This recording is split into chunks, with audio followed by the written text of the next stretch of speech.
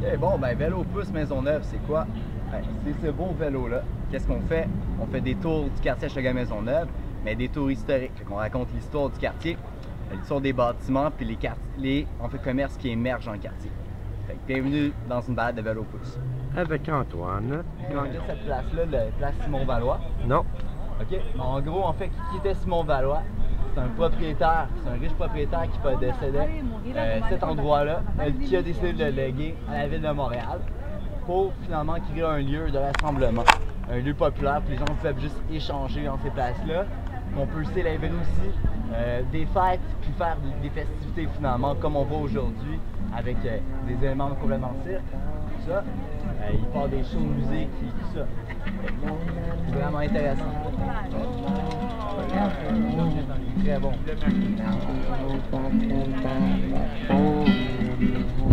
Excuse-moi.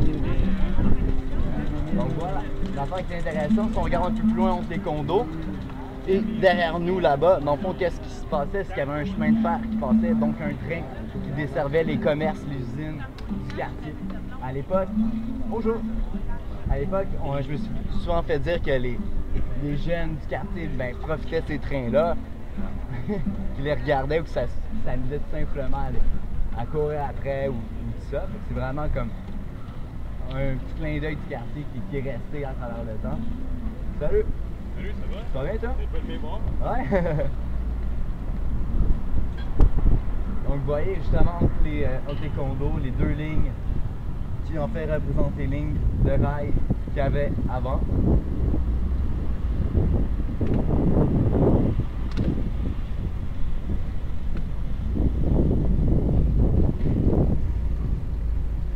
Puis, dans le fond, vous commencez à parler d'histoire. Vous savez que c'était des villes carrément avant d'être des quartiers de la ville de Montréal.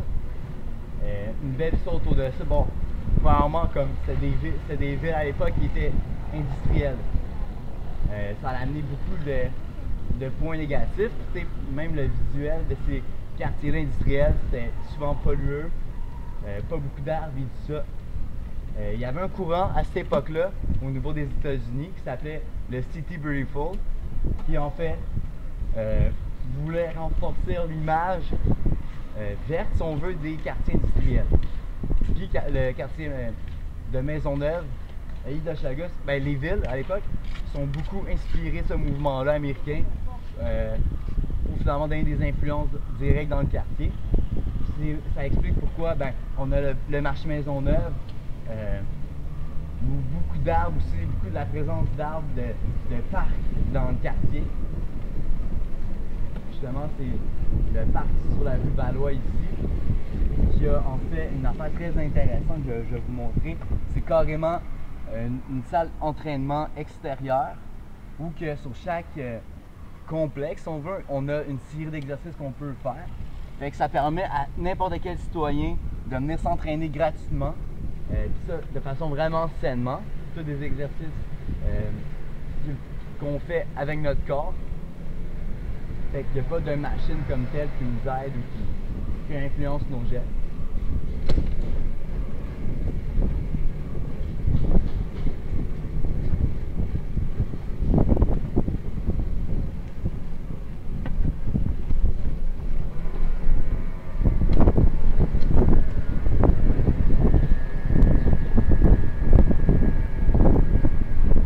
Sinon, par rapport, il y a eu une famille très influente, quelques familles dans le quartier très influentes.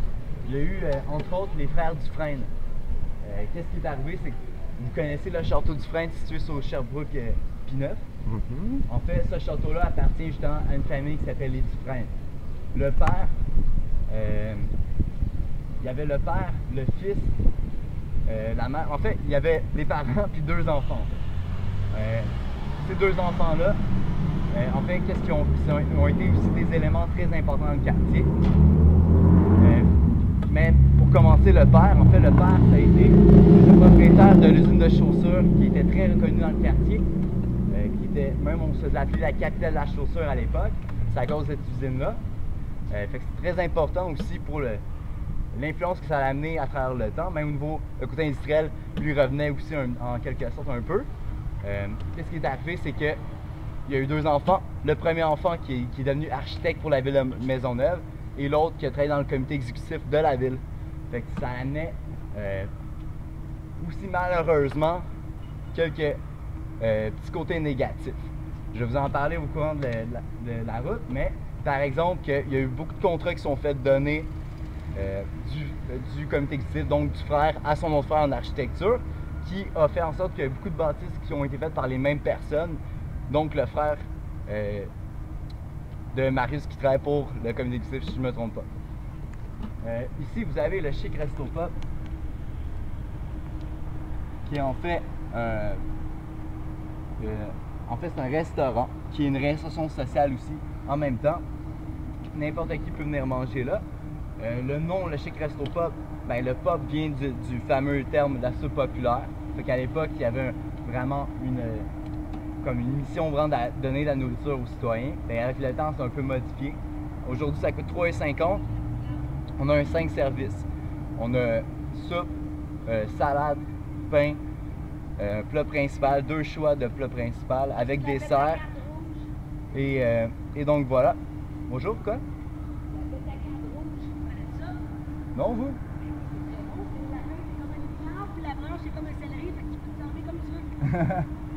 Génial, merci. Bon ben voilà. Ouais, fait puis dans le fond, le Chic Resto Pop, c'est aussi une réinsertion sociale. Fait que ça donne la chance à des personnes de venir travailler, d'avoir des formations, d'avoir un stage dans le milieu alimentaire. Fait en plus, on a un super bon service des personnes qui sont là. Puis ça donne la chance à des personnes, par exemple, qui sont monoparentales ou même étudiants, comme nous, ben, ça nous permet d'avoir des super bons repas avec tous les nutritifs qu'on a besoin pour 3,50 $. C'est impossible à battre dans n'importe quel restaurant si on veut. Fait c'est vraiment important pour le quartier. Puis en haut de ce Chic Resto Pop là, il y a un nouveau restaurant qui a ouvert, si je ne me trompe pas, l'année passée, sinon c'est assez récent. Il s'appelle le Jubé. Le Jubé, en fait, c'est un restaurant un peu plus gastronomique. On peut manger par exemple un tartare de saumon et tout ça pour des prix très raisonnables. Puis qu'est-ce qui est intéressant avec ça, c'est que les recettes faites, donc les profits qui sont faits avec le Jubé sont remis pour financer le Chic Resto Pop. Fait qu'il y a vraiment un beau retour de ce projet-là, directement dans un excellent autre projet. Plus de belles cités qui ont ouvert ici sur la rue Sainte-Catherine. Comme le promenade Ontario, la promenade Sainte-Catherine est en développement. On parle du Vertige ici, une boutique souvenir vraiment intéressante. Vous avez l'oiseau bleu. L'oiseau bleu, dans le fond, c'est vraiment un niveau comme l'Homère de Serre, si on veut, donc pour les arts. C'est dans le quartier depuis 3 générations. C'est intéressant de en parler.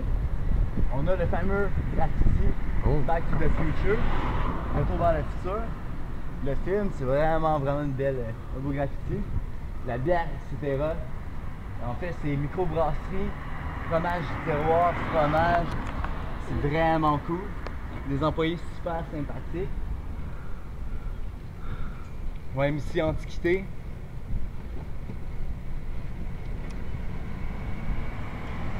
Vous avez ici un nouveau restaurant qui font des menus vraiment québécois, qui sont comme de famille, comme par exemple du pâté chinois.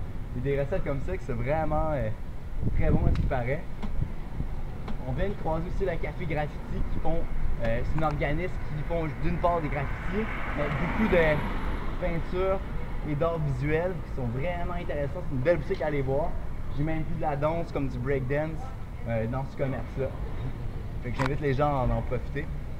Puis finalement ici, le Bistrot In Vivo.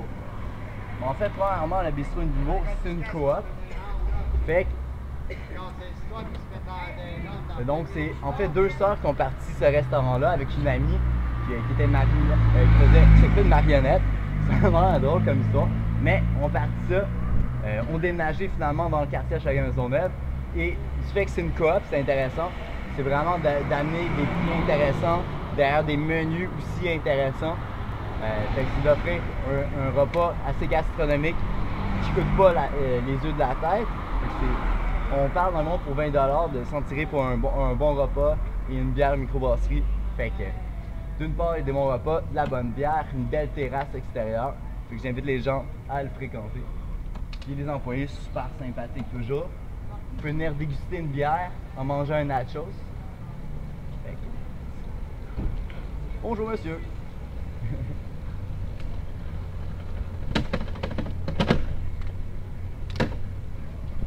On approche le théâtre Denis Pelletier. Le théâtre Denis Pelletier à l'époque a été un des premiers cinémas, même sur l'île de Montréal. C'est vraiment intéressant ce fait-là. Aujourd'hui, c'est un théâtre qui a vraiment un accent particulier pour rendre accessible le théâtre aux jeunes. Donc, ils vont présenter beaucoup de pièces pour les jeunes, mettons, du secondaire ou même du primaire, qui sont des pièces souvent classiques en plus. Par exemple, moi, plus jeune, j'ai été voir ici, au Théâtre Denis Pelletier, une pièce de Roméo et Juliette, faite de façon traditionnelle. C'est quoi faite de façon traditionnelle? En fait, c'est joué uniquement par des hommes. Parce qu'à l'époque, dans le théâtre, il n'y avait que des hommes qui jouaient le théâtre. Donc, imaginez-vous le fameux baiser mortel de Roméo et Juliette fait par des hommes. On le voit, on va approcher le Bain Morgan. C'est une des plus belles endroits, je crois, même beau et intéressant du quartier. Il y a une histoire, un peu de corruption autour de ça. Justement, les frères Dufresne sont là-dedans. Qu'est-ce qui s'est passé? C'est qu'on prévoyait environ entre 30 et 33 000$ pour la construction de l'immeuble. Ça a finalement coûté plus de 300 000$. Donc ça a coûté 10 fois plus. Juste d'argent comme ça. Donc voilà, puis le but premier du Bain Morgan, c'était vraiment de donner accès à de l'eau potable d'une part, mais en fait à de l'eau chaude pour que les gens puissent se laver. C'est vraiment pour la salubrité des résidents du quartier. Fait qu'on pense que finalement donner accès à des douches aux citoyens à l'époque, ça coûtait plus de 300 000$. C'est un peu décevant. Parce que pour le même prix, on aurait sûrement pu acheter des bains pour tous les résidents du quartier à l'époque de la ville. Donc voilà, puis justement vous avez les sculptures en haut qui sont un peu de style antique grec. La sculpture dans le centre qui est le titre, en fait c'est les baignards qui a été fait par Alfred Laliberté, qui était une ancienne fontaine, mais que les employés de la Col Bleu de la ville ont décidé de mettre du béton à l'intérieur pour l'hiver pour pas que ça gèle. Mais ils n'ont pas pensé que du béton, une fois que c'est durci, ben ça se défait plus vraiment. Fait que la fontaine est juste à la perte, à l'abandon. C'est devenu une sculpture. Puis dans le fond, ce bain-là, le Bain Morgan, cette piscine-là est toujours ouverte l'hiver. C'est gratuit, c'est une ville de la ville de Montréal. Puis l'été, elle est fermée puis elle est remplacée par la piscine extérieure qui est juste derrière le marché ici.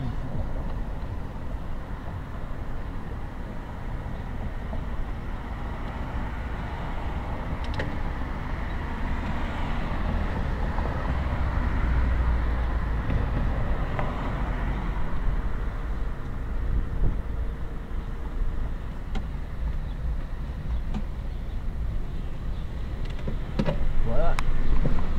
Ici, vous avez la sculpture de la fermière. Pour moi, cette sculpture-là est vraiment intéressante. Du fait que c'est une femme qui est représentée. Elle a été aussi faite par Alfred Laliberté. Puis elle est sur 360 degrés, c'est que je pars de tour. Qu'est-ce qui est intéressant au niveau de l'histoire de la fermière, c'est que ça voulait symboliser un peu le travail d'une femme au quotidien. Donc, le côté héroïne de la femme d'époque qui travaillait beaucoup plus qu'on le disait ou qu'on l'expliquait. Ça fait des enfants, de la nourriture, de l'élevage des bêtes ou la cueillette des fruits et légumes. Puis justement comme l'éducation des enfants et tout ça. Fait que ça pourrait représenter justement le travail acharné d'une femme de l'époque. Puis ça a été une des premières si on veut, d'une femme sur l'île de Montréal. C'est quand même intéressant.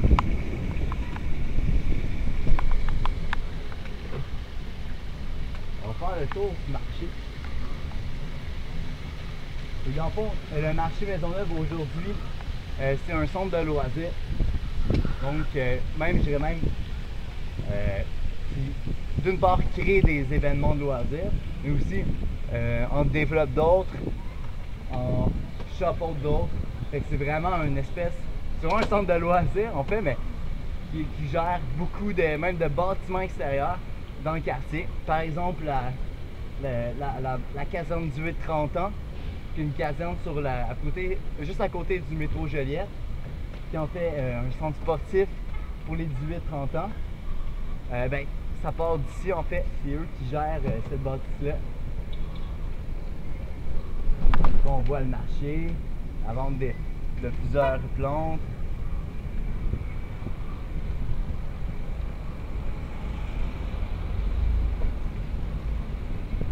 Ici, c'est intéressant, en fait, c'est une salle multifonction qui est vraiment permanente finalement, puis qui présente autant des spectacles d'Elvis que, mettons, de la lutte, fait que c'est vraiment intéressant.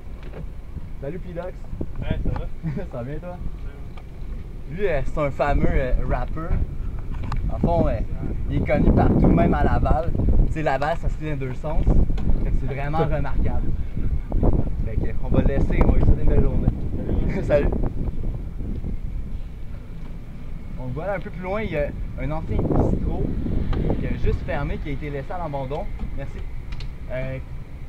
Voilà, puis on le voit un peu plus loin là-bas. Que j'espère qu'il va être revigoré et transformé plus tard. Voilà. On y va tout. Ici, dans le fond, comme je parlais tantôt, le marché Maisonneuve est vraiment fait sur les 4 façades de la bâtisse. Puis la raison pourquoi, à l'époque, c'était super rare qu'on faisait ça. Puis pourquoi on l'a fait pour le marché, c'est la raison, c'est qu'il y avait un train qui passait derrière le marché qui voulait promouvoir, dans le fond, de cette façon-là, en faisant un 4 façades complètes, voulait promouvoir le marché Maisonneuve et finalement la ville de Maisonneuve, dire aux gens qui passent en train derrière, ben écoutez, ici on a un beau marché, on vous accueille, vous pouvez vendre vos affaires et vous installer ici. Comme on voit aussi, piscine publique, extérieure et le jardin communautaire. Puis ça, comme jardin communautaire, je trouve ça super intéressant qu'on possède ça. Il y en a, si je ne me trompe pas, 3 ou 4 dans le quartier, chez la Maisonneuve. Bonjour. On raconte l'histoire du quartier, on raconte l'histoire des bâtiments qu'on présente, aussi les commerces qui émergent dans le quartier. C'est intéressant autant pour les résidents que les non-résidents du quartier. Si vous êtes résident, il y a un prix forfaitaire à 8 $. Ça coûte 8 $ par adulte, 5 $ par enfant. Puis on peut accueillir 2 adultes et un enfant par vélo. Ah ouais, t'es capable de traîner ça? Ben oui, et même plus. Fait que, non, c'est ça, puis on est là tout l'été jusqu'au 1er septembre. Mais comment est-ce qu'on fait pour avoir accès à vous autres? Qu'on vous appelle? Vous pouvez faire ça ou vous pouvez. En fait, on est au marché Maisonneuve, place Valois et au Parc Olympique, sur Pierre de Coubertin en face de la statue de Jackie Robinson. On est là à tous les jours sauf lundi, mardi. Vous avez notre horaire. Puis il y a pas mal souvent quelqu'un toujours disponible à chaque point. Mais vous pouvez aussi nous écrire, mettons sur Facebook. Vous réservez votre tour, dire comme à 2 h cette journée-là, on serait 4 qui veulent partir. On peut partir plusieurs vélos. Fait que vous pouvez être 5, 6, 7, 8, 9, 10 et plus. Ok, adulte 15$, mais si les résidents du quartier, c'est 8$. Voilà. Ok. Voilà. Mais nous, c'est très important que les résidents aient une avantage. Ouais. Puis surtout que il y a vraiment une belle histoire autour du quartier. Que c'est vraiment intéressant d'en jaser avec le monde. Ah, moi, c'est mon quartier, je suis au monde ici. Ben, c'est génial. juste le truc de faire un tour, je sais pas, faire un tour de ville. Ça dure pas 1 heure? Environ 1 heure. Ok. Tout dépendant du party. Comme aujourd'hui, là-dessus, on peut aller jusqu'au Stade olympique, monter l'esplanade, puis présenter l'esplanade, puis voir quelques spectacles et tout ça. Aujourd'hui, on peut pas parce qu'il y a un festival qui s'appelle Jackalope qui est là. Puis par mesure de sécurité, on ne pouvait pas y aller aujourd'hui. Mais absolument, on peut monter là.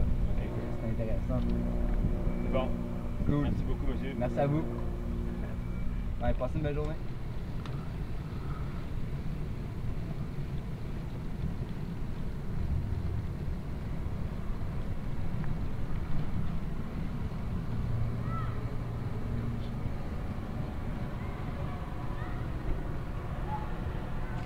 Voilà la piscine du quartier qui est extérieur avec le jardin communautaire.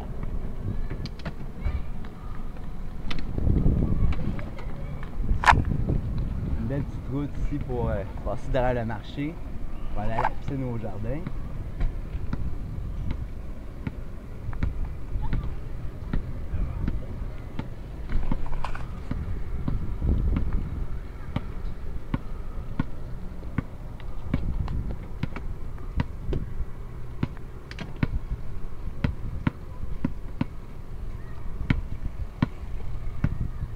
Et voilà.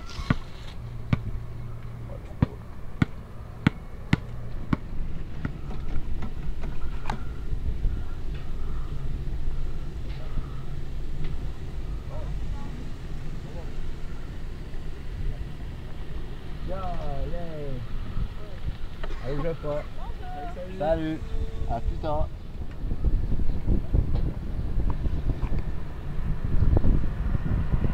Voilà, est-ce que vous avez déjà vu les photos ici? C'est Oui. une thématique Star Wars. Vraiment intéressant. Dans un de mes vidéos reportages, je les ai mis. Comment? Dans un de mes vidéos reportages, je les ai mis. Ah ouais, cool. Que vous allez avoir sur ton Facebook et sur Vidéo Pouce aussi. Le biérologue ici, qui est vraiment une belle boutique de bière. Ils ont beaucoup de bières microbrasseries du Québec. Ils ont aussi des petites pizzas, des bouchées comme ça, fait que c'est intéressant. Le Hoche Café qu'on vient de croiser. Il y a le restaurant L'Olive Noire qui est une fine cuisine marocaine. Et le Verre Nîmes un peu plus loin, qui est de style français.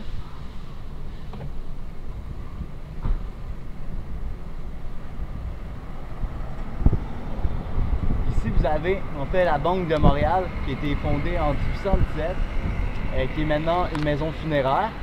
Mais vous voyez, quand on parlait de pierre grise, qu'il y a beaucoup de bâtisses qui ont été faites par les frères Dufresne, c'est un bel exemple, qui est totalement en pierre grise. Qui est, comme je vous ai dit, aujourd'hui une maison funéraire. Puis l'autre bâtisse, juste ici à côté, c'est l'ancienne Banque de Toronto. Vous pouvez lire en haut Bank of Toronto, qui était la première banque à être arrivée dans le quartier qui était à l'époque des villes. C'était la première à arriver ici.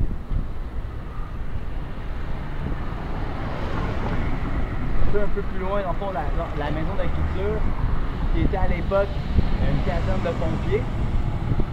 Puis vous pouvez le remarquer, ce côté-là, par la première façade ici, où il y a les vitres, qui étaient en fait les anciennes façades de la caserne de pompiers qui s'ouvraient où les camions pouvaient descendre. Fait qu'ils ont gardé. Ils ont modifié un peu, c'est super intéressant. Puis justement, c'est intéressant aussi que ce soit une ancienne bâtiment comme patrimonial, qui avait un autre aspect, qui est devenu la maison de la culture. C'est quand même intéressant. Ici, dans le fond, vous avez l'ancien hôtel de la ville de Maisonneuve. Puis justement les Dufresne.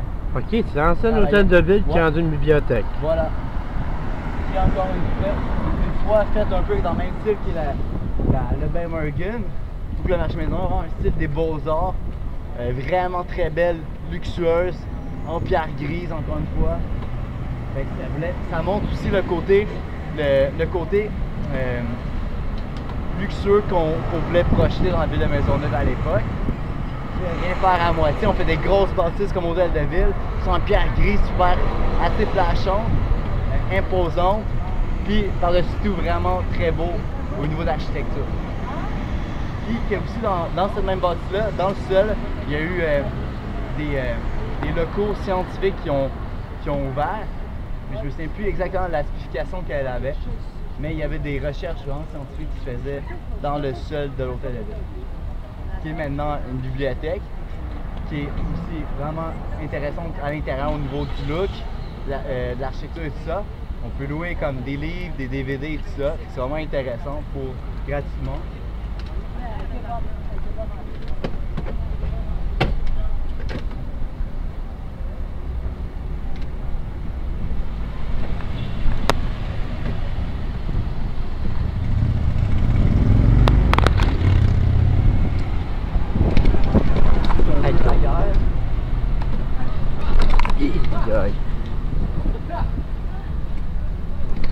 Ici, ben, va t'annoncer, mon cher Antoine, que notre petit jardin communautaire que le monde a fait à l'autre bout, quand il y a eu l'occupation, quand même dans Chagrin Maisonneuve, ils ont décidé de faire un petit jardin communautaire à l'autre bout où il y a des chaises. Ouais.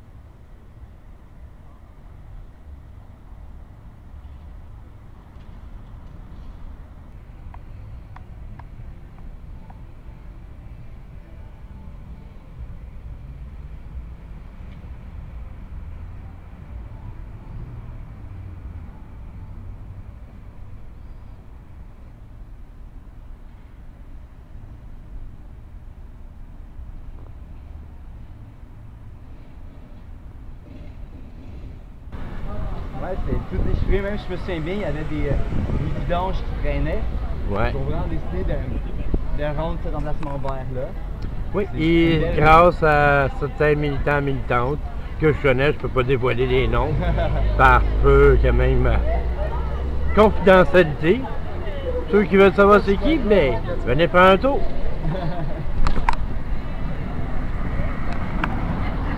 On est sur la rue Ontario, dans les provinces Ontario. Malgré tout, autant des anciens commerces qu'il y a des nouveaux qui émergent dans le quartier. Ça amène plusieurs côtés comme même culturels au quartier. Par exemple, une pataterie ça fait plus de 50 ans qu'il est là, versus un nouveau magasin de lingerie comme la Vie en Rose qui vient d'ouvrir. Fait que, d'une part, il y a des clients que c'est quand même comme la deuxième génération qui fréquentent le même restaurant ou le bar. Puis au contraire, c'est des nouveaux commerces assez récents qui ouvrent dans le quartier, qui amènent d'autres types de population à découvrir. Bonjour! En tant que faire partie de l'équipe de Vidéopouce, comment tu trouves les rues de Montréal et surtout d'Ontario? C'est vraiment un champ de bataille, surtout le P9 Ontario. Moi, quand je fais des tours, des fois je raconte aux gens comme, tu sais, pendant la Deuxième Guerre mondiale, les usines ont beaucoup servi justement pour fabriquer des armes à feu et tout ça. On a les vestiges dans nos rues aujourd'hui. J'ai une petite joke pour dire que c'est vrai qu'il y a beaucoup de trous et tout ça. Malgré, à part ça, comme on a des belles bicyclades qu'on doit aussi mentionner. Donc, ouais, c'est sûr qu'il y a beaucoup de nids-boules à Montréal, mais je pense qu'on peut s'en tirer des fois en utilisant les bicyclades. Voilà.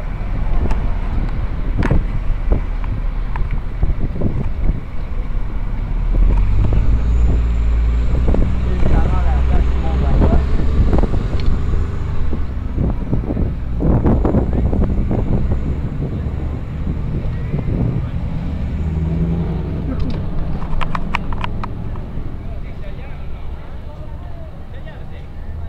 Et voilà, vous avez le saucissier, bar laitier dans le fond, avec l'Aroma qui est une boulangerie qui est excellente. Tous des pains qui sont faits pratiquement en quartier. Je sais qu'il y a un autre Aroma situé sur Papineau, Ontario, qui est vraiment excellent, des bons employés aussi. Plein de types de pains qui sont faits là-bas. C'est vraiment très bon, de tous les goûts. Puis sur place, il y a comme des terrasses. Vous pouvez commander quelque chose, on vient vous servir à l'extérieur. Profiter d'une belle journée comme ça, c'est intéressant. Puis avec Vidéopouce, qu'est-ce qui est le fun? C'est qu'on peut aussi comme amener les gens dans les restaurants, les déposer, les reprendre, puis continuer le trajet pour le même prix. Vous pouvez aimer une terrasse, même avec Vidéopouce. Désolé. Oui, je vais faire une belle chanson avec ça, les enfants. Ouais.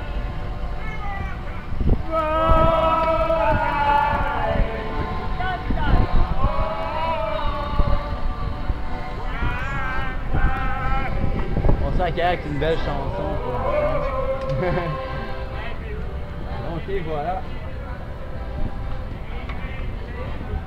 On a fini.